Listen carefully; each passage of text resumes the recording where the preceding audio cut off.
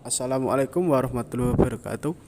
Selamat siang Bapak Kifni Nasif ME dan teman-teman yang saya cintai. Perkenalkan, nama saya Muhammad Victor Fatoni yang akan bertugas pada siang hari ini sebagai moderator dalam diskusi dengan bertema musyarakah. Adapun anggota kelompok kami adalah satu, Lu'lu'ul Fasihah sebagai pemateri satu, dan yang kedua Muhammad Victor Fatoni sebagai pemateri 2. Susunan kegiatan pada hari ini adalah yang pertama pembukaan, yang kedua penyajian materi, yang ketiga sesi tanya jawab, yang keempat penutup. Yang pertama pembukaan. Marilah kita mengucapkan basmalah bersama-sama. Bismillahirrahmanirrahim. Selanjutnya penyajian materi. Kepada pemateri yang pertama saya persilahkan. Terima kasih. Terima kasih kepada moderator. Yang pertama yaitu definisi musyarakah. Istilah lain dari musyarakah adalah syarikah atau syirkah. Musyarakah menurut bahasa berarti al-ikhtilat, yang artinya campur atau percampuran.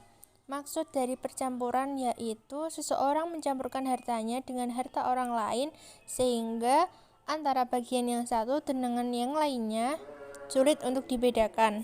Secara etimologis, musyarakah adalah penggabungan, percampuran atau serikat. Musyarakah berarti kerjasama, kemitraan, atau kalau dalam bahasa Inggris disebut partnership. Menurut KHES atau Kompilasi Hukum Ekonomi Syariah, syirkah adalah kerjasama antara dua orang atau lebih dalam hal permodalan, keterampilan, kepercayaan dalam suatu usaha tertentu dengan pembagian keuntungan berdasarkan nisbah. Dari beberapa pengertian, dapat disimpulkan bahwa musyarakah adalah akad kerjasama di antara para pemilik modal atau mencampurkan modal mereka dengan tujuan mencari keuntungan.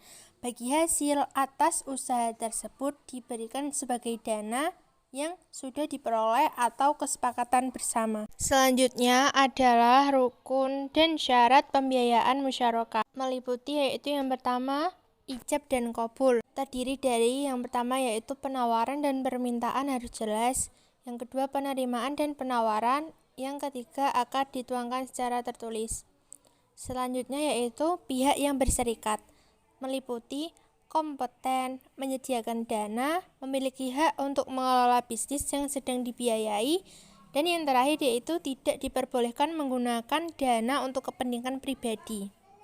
Yang ketiga yaitu objek akad, meliputi modal, kerja, keuntungan dan kerugian. Yang terakhir yaitu biaya operasional dan persengketaan. Selanjutnya yaitu jenis-jenis musyarakah. Yang pertama yaitu syirkah amlak, adalah syirkah yang terjadi bukan karena adanya akad, tetapi karena suatu usaha tertentu atau secara alami. Yang kedua yaitu syirkah uqud, adalah syirkah yang terjadi antara dua orang atau lebih melakukan akad untuk kerjasama atau berserikat dalam modal dan keuntungan. Terima kasih, saya kembalikan ke moderator. Baik, selanjutnya ada dua cara untuk pembagian hasil musyarakah. Yang pertama bagi laba atau profit sharing, yang kedua pendapatan atau revenue sharing. Bagi laba merupakan bagi hasil didasarkan kepada hasil dari total pendapatan setelah dikurangi dengan biaya-biaya yang dikeluarkan untuk memperoleh pendapatan tersebut. Pendapatan adalah perhitungan bagi hasil didasarkan kepada total seluruh pendapatan yang diterima sebelum dikurangi dengan biaya yang telah dikeluarkan untuk memperoleh pendapatan tersebut. Materi selanjutnya ayat-ayat Al-Quran yang berhubungan dengan musyarakah. Yang pertama Quran Surah An-Nisa ayat 12. Ayat ini menjelaskan tentang jika saudara-saudara seibu itu lebih dari seorang baik laki-laki maupun perempuan, maka mereka bersekutu dalam membagi sepertiga dari harta warisan itu dengan dibagi rata tanpa membedakan antara laki-laki dan perempuan. Sesudah dibayar utang si almarhum atau dipenuhi wasiatnya jika memang ada. Yang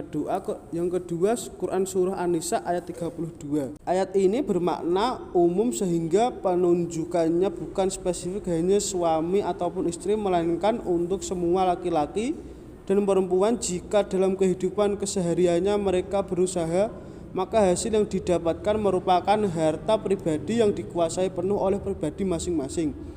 Sebab turunnya ayat ini juga bukan membicarakan tentang harta bersama, melainkan harta waris, yang dimana At-Tirmizi dan Al-Hakim meriwayatkan bahwa Ummu Salamah berkata, para lelaki berangkat berperang sedangkan para wanita tidak, dan kami juga mendapatkan setengah bagian dari warisan. Yang ketiga Quran surah Shad ayat 24. Ayat ini menjelaskan terjadi atas dasar akad ikhtiari, bisa diartikan saling bersekutu atau partnership. Bersekutu dalam konteks ini adalah kerjasama dua atau lebih pihak untuk melakukan sebuah perniagaan.